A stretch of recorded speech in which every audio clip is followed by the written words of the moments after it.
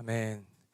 네, 감사합니다. 우리 전후 좌우에 우리 믿음의 가족들 서로 바라보시면서 한 주간 평안하셨습니까? 하고 우리 두루두루 인사 나누도록 하겠습니다. 네, 가정에서 예배하고 있는 우리 하늘 가족들 계신데요. 우리 사랑하고 축복합니다 하고 인사 나누겠습니다.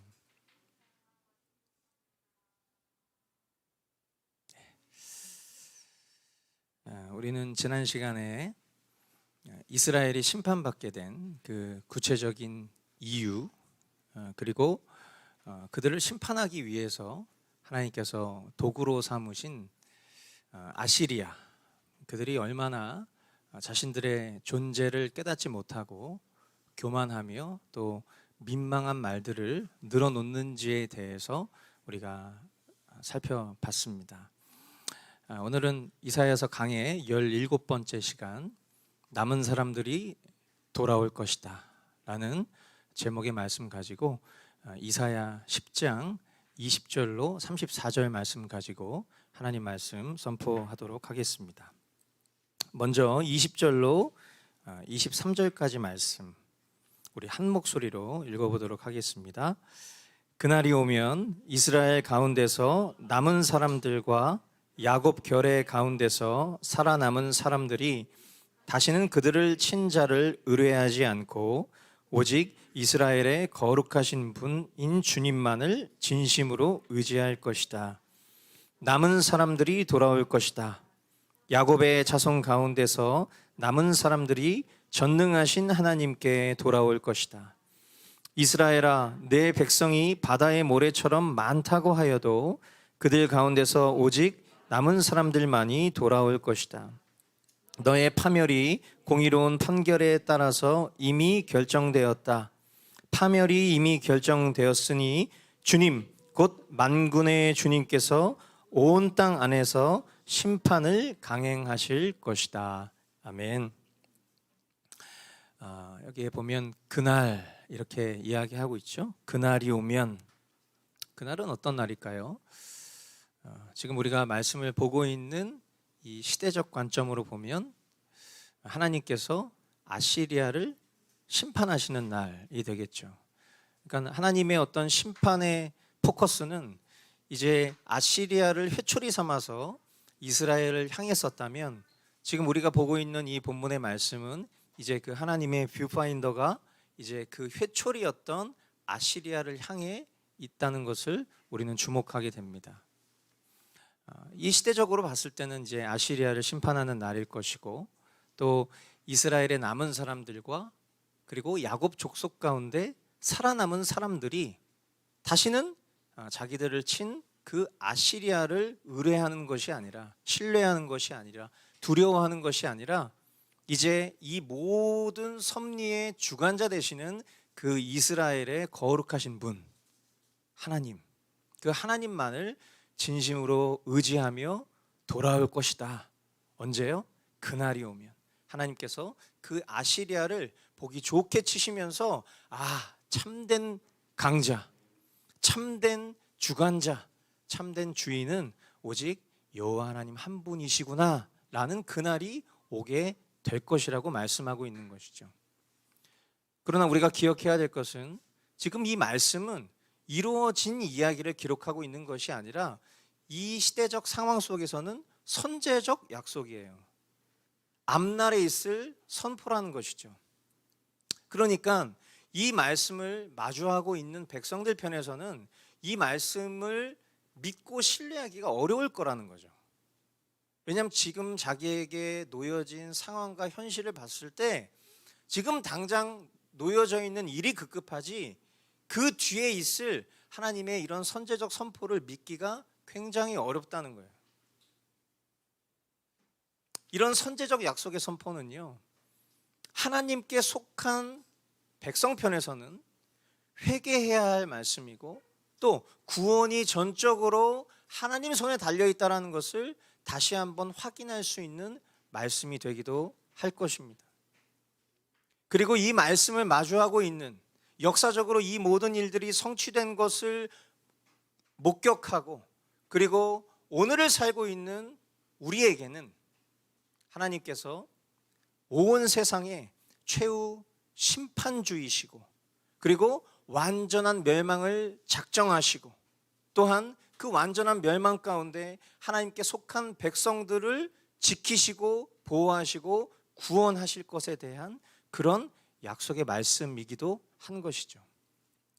그러므로 지금 우리가 보고 있는 이 말씀은 어떤 특정 시대나 또 특정한 대상들을 향한 그런 성취된 말씀이자 동시에 오늘 사는 우리에게도 해당되는 구원론과 또 종말론적 세계관의 말씀이기도 하다는 것을 우리가 기억하고 본문을 봐야 할 것입니다.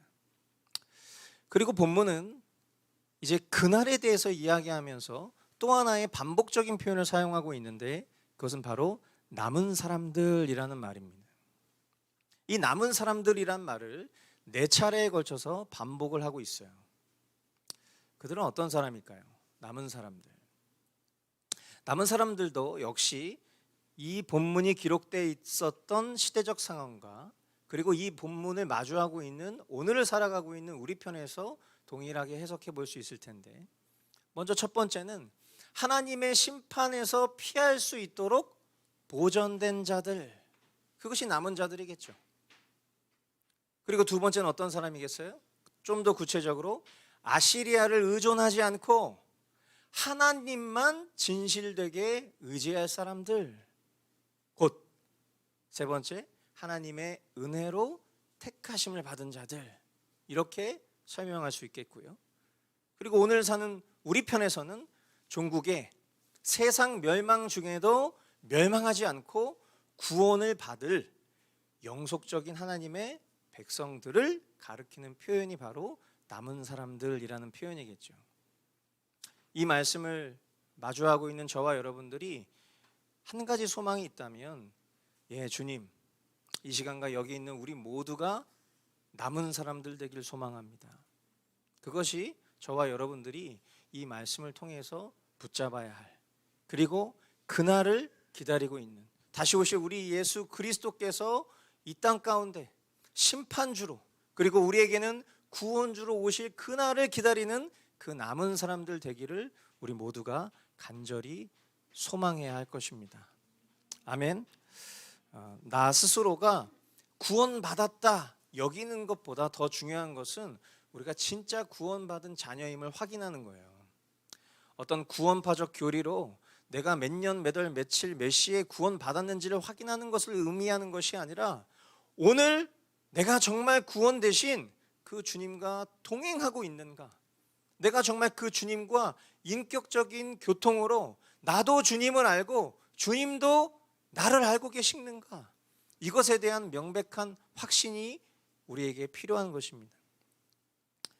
그냥 어설픈 자기 확신으로 구원받은 것이 아니라 내가 정말 명백하게 하나님 백성이라면 내가 하나님의 말씀을 따라 순종하며 살아가기를 기뻐하는가, 남은 사람들 속에 우리가 포함되어 있기를 원한다면 우리의 행실도 분명하게 돌아봐야 할 줄 믿습니다. 24절로 27절, 여러분이 가진 성경 그 상단에 보면 그 패러그래프 상단에 제목이 있죠. 주님께서 아시리아를 벌하신다, 그 내용이에요. 그러므로 주 만군의 하나님께서 이렇게 말씀하신다. 시온에 사는 나의 백성아, 아시리아가 몽둥이를 들어 너를 때리고 이집트가 그랬듯이 철퇴를 들어 너에게 내리친다 하여도 두려워하지 말아라. 너에게는 머지않아 내가 분노를 풀겠으나 그들에게는 내가 분노를 풀지 않고 그들을 멸망시키겠다. 만군의 주님께서 오렙 바위에서 미디안 사람을 치신 것 같이 채찍을 들어 아시리아를 치시며 또한 이집트에서 바다를 치신 것 같이 몽둥이를 들어서 그들을 치실 것이다. 그날이 오면 주님께서 아시리아가 지어준 무거운 짐을 너의 어깨에서 벗기시고 아시리아의 멍에를 너의 목에서 벗기실 것이다. 네가 살이 쪄서 멍에가 부러질 것이다. 아멘. 저는 이 말씀을 묵상하면서 우리가 교리 공부를 통해서 배웠었던 여러 가지 많은 신학적인 아젠다 가운데 특별히 성도의 견인에 대해서 더욱 깊이 묵상을 하게 되었습니다. 또한 이 하나님의 견인을 이처럼 보여주는 구절이 있을까 그런 생각을 해봅니다. 지금 이 본문이 기록되고 있는 상황으로 보면 지금 심판 중이에요. 그죠? 이스라엘을 향한 하나님의 심판이 이 아시리아를 회초리로 삼으셔서 내려쳐지고 있는 상황이죠. 그리고 이런 상황 가운데 앞서도 말씀드렸지만 하나님의 백성들이 지금 이 하나님의 엄중한 경고와 그리고 이후에 있을 회복의 말씀을 순차적으로 맞이하게 될 텐데 지금은 심판 중이기 때문에 하나님의 회복의 메시지를 이들이 기쁜 마음으로 그것을 신뢰하며 받아들이기가 굉장히 어려운 상황이라는 것이죠. 그런데 하나님께서는 지금 이 심판이 내려쳐지고 있는 그 상황 속에서도 자녀를 훈육하는 아버지처럼 그 심판의 마침을 얘기하고 약속하고 계신 거예요. 그러면서 말씀하시기를 심판이 있을 것이다. 너희들이 지금 심판을 겪고 있지 않느냐? 그러나 그것이 하나님께서 하나님의 자녀를 향한 심판일 뿐 그것은 결코 영속적인 심판이 아니며 너희들을 향한 영벌을 피하도록 내가 심판주인 내가 그 일을 이룰 것이다 라고 말씀하고 계신다는 거예요. 이것을 통해서 우리가 깨달을 수 있는 것은 무엇일까요? 하나님께서 하나님의 백성들을 진노하시며 그들을 심판하시는 중에도 하나님께서 그들을 영벌에 처하시지 않을 그 근거는 하나님의 긍휼하심과 자비하심에 있다라는 거예요. 견고한 인내의 원동력은 하나님의 백성들을 불쌍히 여기시고 그들을 너그럽게 용서하신다라는 것이죠. 제가 가끔 제 아내랑 이야기할 때 제 아내한테 이런 얘기를 해요. 당신 좀 불쌍한 것 같아. 이렇게 얘기하면 그 얘기를 좋아할까요? 싫어할까요? 제 아내가 되게 싫어해. 본인은 당신 되게 멋지다. 당신 되게 훌륭하다. 이런 소리를 듣길 원하지 당신 되게 불쌍한 것 같아 라는 얘기를 하지 말라는 거예요. 그럴 때마다 제가 그 듣기 싫어하는 그 사람에게 제가 제 얘기를 할 때 뭐라고 얘기하냐면 만약 내가 당신을 긍휼하게 여기는 마음이 없다면 난 당신을 용서할 수 없을 거야. 막 이렇게 얘기를 해요. 누가 누굴 용서해, 그죠? 예, 제가 누굴 용서할 처지가 아니잖아요, 그죠? 용서 받아도 싼 처지인데 제가 가끔은 제 아내를 불쌍히 여기지 않으면 이해할 수 없는 순간들이 있거든요. 여러분들도 마찬가지죠. 우리가 이제 복음 훈련을 하다 보면 우리가 지체를 향한 사랑에 대한 테마를 다룰 때 우리가 이 하나님의 마음에 빗대어서 그 내용들을 다룰 때가 있는데 만약 하나님께서 우리를 불쌍히 여기시지 않잖아요. 만약에 우리를 자비로 품지 않으시잖아요. 그럼 우리는 절대로 용서받을 수가 없어요.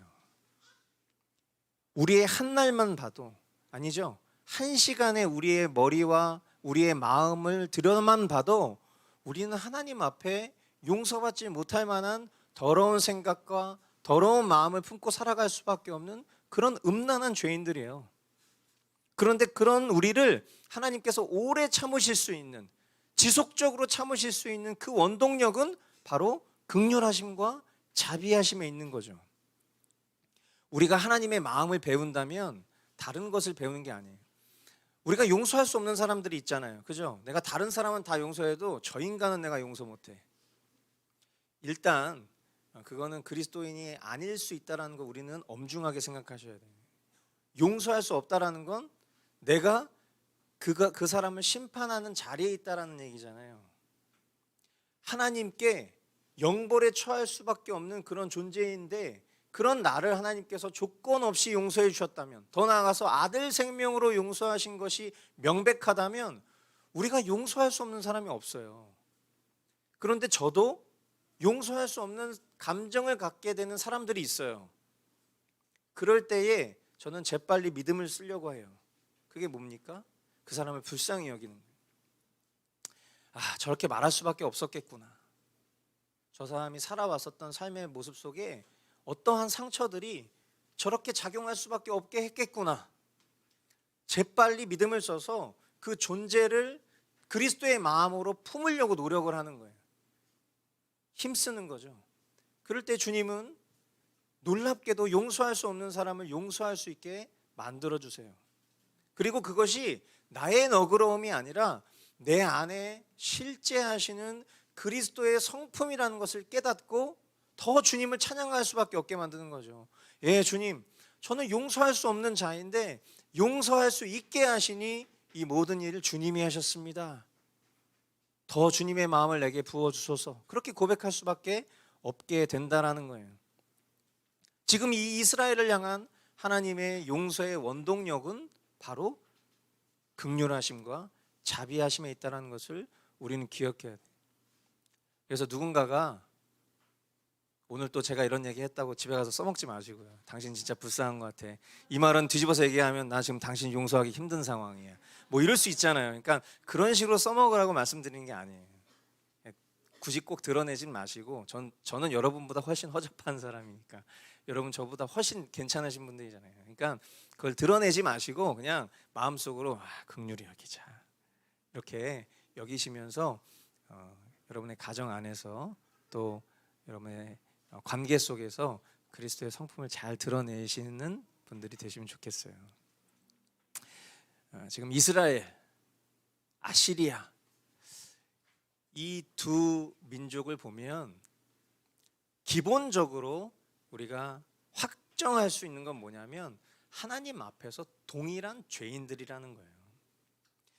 이스라엘이랑 아시리아 중에 누가 더 죄인이에요? 이 질문은 미련한 질문이죠.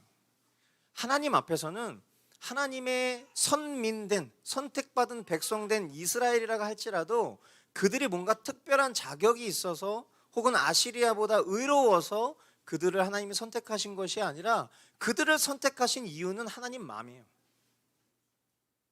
그러므로 명백한 진리는 이스라엘이든 아시리아든 하나님 앞에 동일한 죄인들이라는 거예요. 그러나 비교할 수 없는 가장 큰 차이점은 뭡니까? 하나님께서 하나님 안에 있는 거룩한 이유로. 그 왜 그렇죠? 몰라요. 우리가 그것을 알 수가 없어요. 하나님 저를 왜 선택하셨죠? 모르는 거예요. 하나님 안에 있는 거룩한 이유예요. 그것으로 하나님께서 이스라엘을 백성 삼으신 거예요. 그리고 하나님께서 작정하신 것이죠. 어떤 작정? 심판 가운데에도 영속적인 심판으로부터 너희들을 내가 건져주겠다 약속하셨다는 거예요. 이런 게 뭐예요? 이런 게 바로 은혜라는 거죠. 조건 없이 주시는 선물이에요. 나에게 선물을 준 사람에게 저에게 이 선물을 왜 줬죠? 이렇게 질문하는 것만큼 미련한 질문이 없잖아요. 선물은 거저 받는 거예요. 준 사람의 그 호의를 기쁨으로 받아들이는 거예요. 수락하는 거예요. 인간 편에서 이해될 수 없는 하나님의 압도적인 사랑. 이스라엘과 아시리아가 존재적 죄인임은 동일하지만 하나님께서 이스라엘을 선택하시고 그들을 영속적인 심판으로부터 건지셔서 구원하시겠다라는 이 압도적인 사랑, 이것은 우리가 이해할 수 없는 거죠. 우리가 이런 압도적인 사랑을 경험할 때 우리는 감당할 수 없는 존재가 되잖아요. 아니 어찌하여 나 같은 자를, 나같이 버러지 같은 죄인을 주님께서 사랑하시기에 하나뿐인 아들을 전부로 주셨지? 만약에 이런 묵상을 하게 된다면 거기서부터 우리가 하나님을 찬양하는 그 기준이 시작되는 거겠죠. 왜냐하면 설명할 수 없는 놀라운 사랑이니까. 우리가 이것을 보면서 깨달아야 돼요. 아버지 되신 하나님은 하나님의 자녀된 자들을 영벌에 처하도록 내버려 두시지 않는다라는 거예요. 그러므로 만약에 하나님께서 택하신 자녀들이 하나님을 떠나고 죄 가운데 머물잖아요. 그러면 하나님은 그들을 어떻게 하실까요? 내버려 두실까요? 아, 괜찮아. 그래도 돼. 요즘에 이 복음주의권 안에서 흥왕하고 있는 잘못된 복음 중에 하나가 그런 거죠. 그냥 막 살아도, 그냥 그리스도인이지만 전혀 구별되지 않은 모습으로 살아도 목회자들도 그렇게 얘기하잖아요. 괜찮아. 주님은 너 그 모습 그대로를 사랑하셔. 이게 반쪽짜리 복음인 건 왜 그렇죠? 주님은 우리의 있는 모습 그대로를 사랑하세요. 우리가 죄를 사랑하고 간음에 빠져 있는 그 모습이라 할지라도 주님이 우리를 사랑하시는 건 분명히. 그러나 그 사랑을 입은 자녀들이라면, 그렇게 하나님의 은혜로 건진받은 자녀들이라면 하나님의 백성답게 살아야 되는 말씀의 기준을 우리에게 제시하시고 더 이상 그 옛 자아의 모습으로 살면 안 되라고 우리를 인도해 주세요. 우리가 계속 옛 자아의 모습을 갖고 살아가잖아요. 그럼 주님은 그 모습 그대로를 괜찮다고 절대 얘기하지 않으세요. 반드시 그 잘못된 죄악된 행실로부터 돌이킬 수 있도록 우리의 상황과 우리의 환경과 우리의 마음과 우리의 생각과 모든 것들을 동원하셔서 결국 아들의 형상으로 닮아가게끔 우리를 인도해 주세요. 그 과정을 우리는 신학적으로 성화라고 부르는 거잖아요. 그리스도를 닮아가는 일. 근데 그 그리스도를 닮아가는 일의 노력이, 그 원동력이 나의 열심이 아니에요. 내 안에 내주하시는 성령님께서 그 마음과 생각을 지키시고 인도해 주시는 것이죠. 하나님은 자녀들을 돌이킬 수만 있다면 다양한 형태로 그들을 인도해 주십니다. 참된 자녀라면요, 그 인도하심을 받아서 돌이켜 하나님 사랑으로 나아가려고 할 거예요. 근데 그렇지 않은 사람들은요, 남겨진 채 영벌을 받게 될 거예요. 그러므로 여기서 우리는 아주 중요한 결론 한 가지를 붙잡을 수 있습니다. 그것은 결국 회개하지 않는 자가 있을 수 있어도 회개하지 않는 자녀는 없다라는 거예요. 한번 같이 따라해 주시겠어요? 회개하지 않는 자가 있을 수 있어도 회개하지 않는 자녀는 없다. 네, 하나님의 백성이라면, 하나님의 자녀라면 우리는 기필코 회개하게 돼 있어요. 주님의 열심으로 말이죠. 이 말씀 앞에서 우리는 다시금 스스로에게 중요한 질문을 해봐야 할 것입니다. 오늘 하나님은 내게 누구이신가? 여러분 한번 다시 한번 여러분 내면에 이 질문을 던져보세요. 오늘 하나님은 내게 누구이신가? 이것은 우리의 존재의 이유를 확인할 수 있는 질문이기도 하고요, 하나님과 나와의 관계가 어떠한지를 확인해 볼 수 있는 자가 질문이기도 해요. 하나님 어떤 분이십니까? 하나님은 우리에게 아버지이십니까? 아니면 그저 무섭고 두려운 조물주이십니까? 만일 우리가 회개하는 원동력이 무섭고 두려운 조물주이기 때문에 구원받지 못하고 영벌에 처해질까 봐, 지옥 갈 것이 무서워서 회개하는 것이라면요, 우리는 심각하게 우리의 구원의 문제를 고민해 봐야 돼요. 내가 정말 주님께 속한 사람인지 아닌지를 심각하게 고민해 봐야 돼요. 그 고민은 부끄러운 고민이 아니에요. 아이 목사님, 저 모태신앙이에요. 아이 목사님, 아시잖아요. 저 복음학교도 3번이나 갔다 왔다고요. 아이 목사님, 저 여태까지 제가 어떻게 신앙생활 해왔는지 아시잖아요. 제가 지난주에 하나님 앞에 무슨 기도를 했냐면요, 저 이런 기도를 했어요. 하나님, 제가 아무리 생각을 해봐도 제 삶이 이전보다 전혀 달라진 것 같지 않습니다. 만일 제가 하나님께 속한 자녀가 맞다면 제가 압도적으로 느낄 만큼 이전보다 제 삶이 변화했어야 되는 게 정상인데, 그렇게 제가 가르치고 전했는데 제 삶을 봤을 때 제가 그렇게 달라지는 것 같지가 않습니다. 주님, 오히려 제가 봤을 때는 퇴보하는 것 같습니다.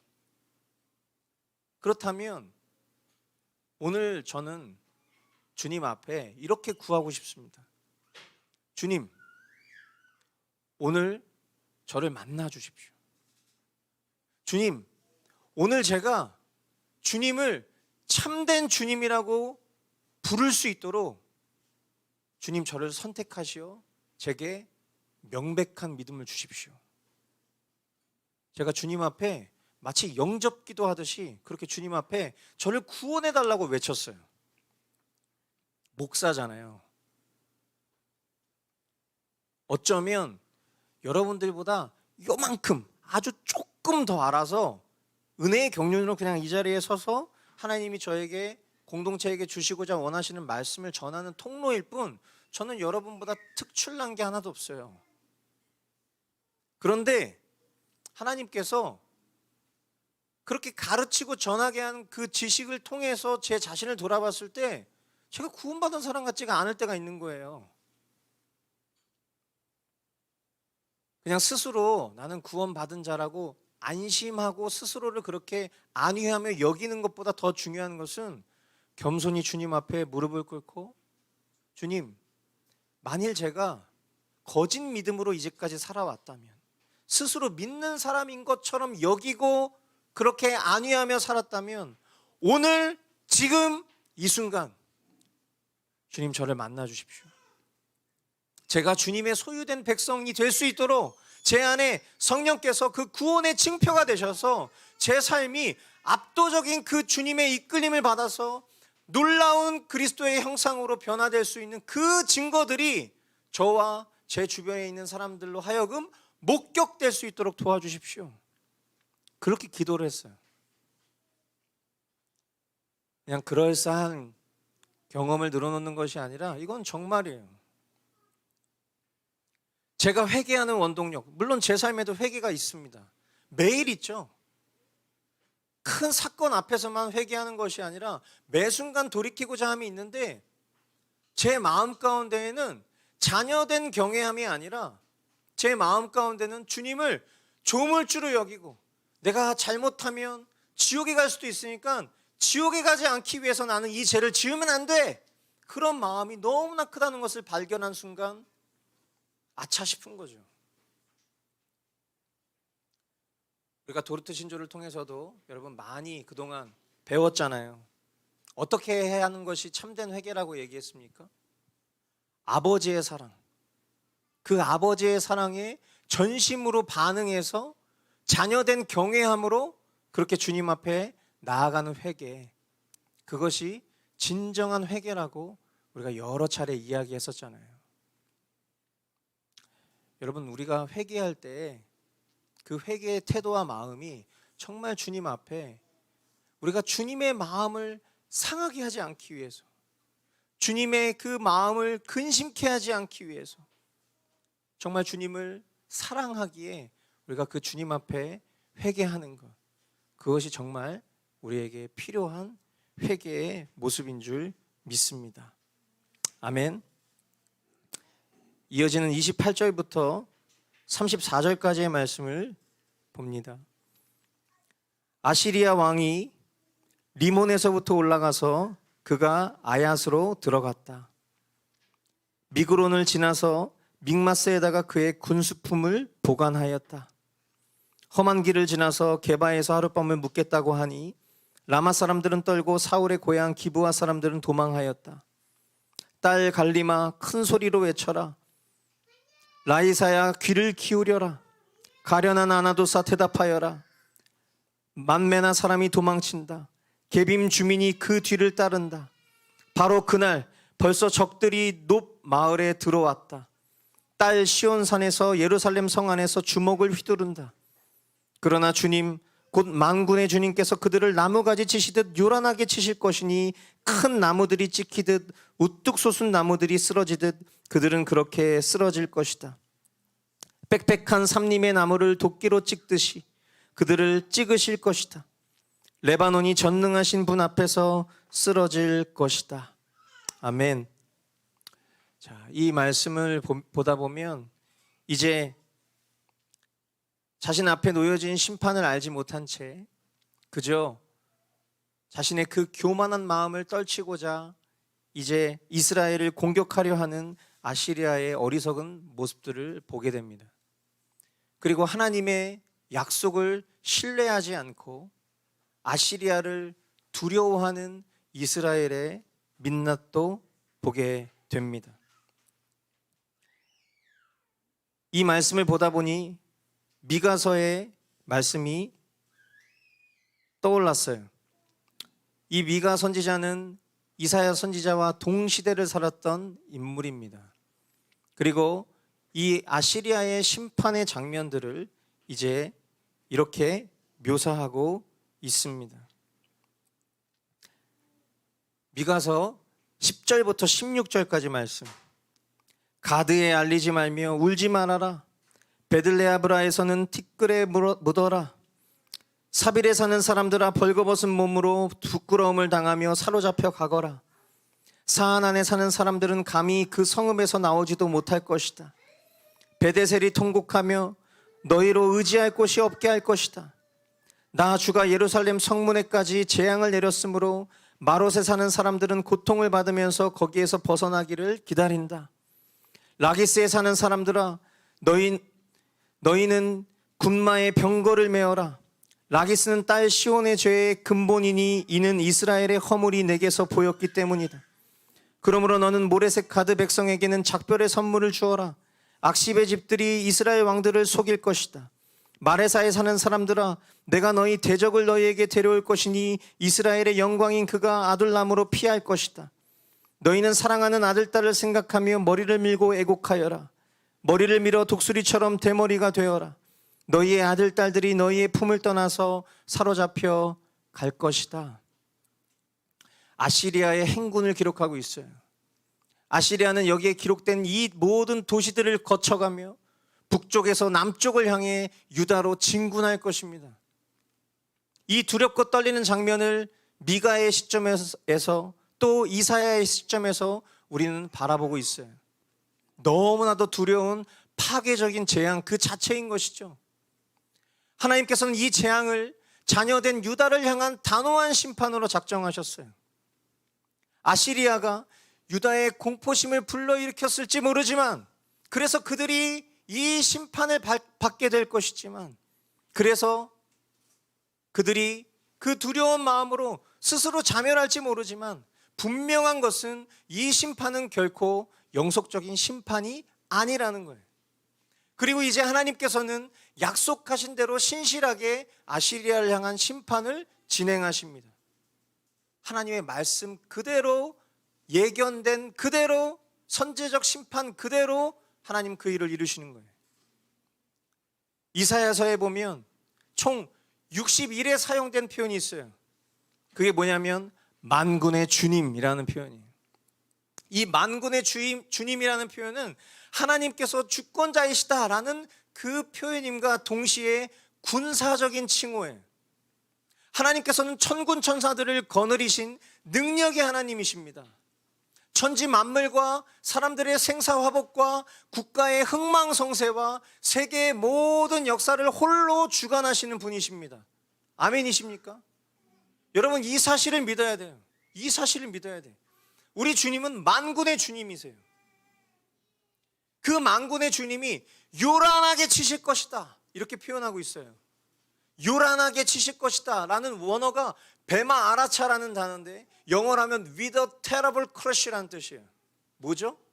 우리가 보편적으로 쓰는 단어로 말하면 무지막지하게, 주님이 무지막지하게 치실 것이다. 누구를 위해서? 하나님의 택하신 백성들을 위해서. 그것이 그 무지막지한 심판이 우리가 그 죄로 인하여 사망으로 뛰어가는 그것을 막기 위해서, 그리고 하나님의 백성된 이들을 위협하는 그 모든 불의를 향해서 하나님은 무지막지하게 심판을 하신 것인데, 그러나 끝내 하나님의 백성들을 보존하시고 그들을 영화롭게 하실 것이다. 이게 주님의 약속이에요. 무지막지하게 꺾으실 그 가지, 그 가지는 아시리아를 가리키는 거죠. 그리고 후반절에 보면 레바논 이렇게 표현하는데 이 레바논 역시도 아시리아를 가리키는 거예요. 그리고 이제 또한 큰 나무들, 뭐 우뚝 솟은 나무들 이런 표현들이 등장하죠. 여러분 기억하십니까? 아시리아 왕이 얼마나 자기 주제를 모르고 교만했었냐면 자신들의 부하 중에 장수들이 얘네 나라의 왕들보다 훨씬 세 이렇게 얘기했었던 기억나시죠? 그 모든 큰 나무들, 그 우뚝 솟은 나무들을 하나님의 위엄 앞에 무기력하게 쓰러뜨리실 것에 대해서 약속하고 있는 거예요. 그리고 지금 이 역사의 기록의 실제는 우리가 열왕기하 18장, 19장에 가보면 확인할 수 있어요. 그게 뭡니까? 이 아시리아가 패망하게 되는 것인데 아시리아도 바벨론에 의해서 패망을 하게 돼요. 그러니까 천하 우리보다 더 강한 사람 없어. 우리나라의 장군들이 얘네 나라 왕들보다 훨씬 세. 우리 신이 여호와보다 훨씬 세. 이렇게 스스로 의스댔던 그 아시리아가 어떠한 물리적인 자멸이 아니라 그들 역시도 바벨론에 의해서 멸망하고 마는, 결국 인간에 의해서 복종당하게 되는 비참한 결과를 맞이하게 되었다는 거예요. 사랑하는 성도 여러분, 하나님은 인류의 주권자이십니다. 아멘. 그리고 그 하나님의 주도적인 섭리로 우리는 하나님의 택하신 백성, 택하신 자녀가 되었음을 소망하며 믿고 있어요. 그리고 택하신 자녀들은 하나님의 은혜에 반응하여서 하나님의 음성에 귀를 기울이고 그 말씀에 순종하며 사는 사람들이 하나님의 백성입니다. 아멘. 스스로 나 하나님의 백성이야, 나 구원 받았어, 그렇게 여기는 것이 진짜 믿음이 아니라 내가 진짜 하나님의 백성이라면 그 하나님의 말씀을 믿고 듣고 신뢰하며 사는 사람이 하나님의 백성이라는 것을 우리는 겸손히 인정해야 돼요. 요한복음 5장 24절로 26절 말씀 우리 같이 한 목소리로 한번 읽어볼 텐데요.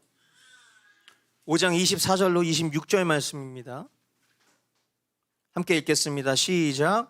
내가 진정으로 너희에게 말한다.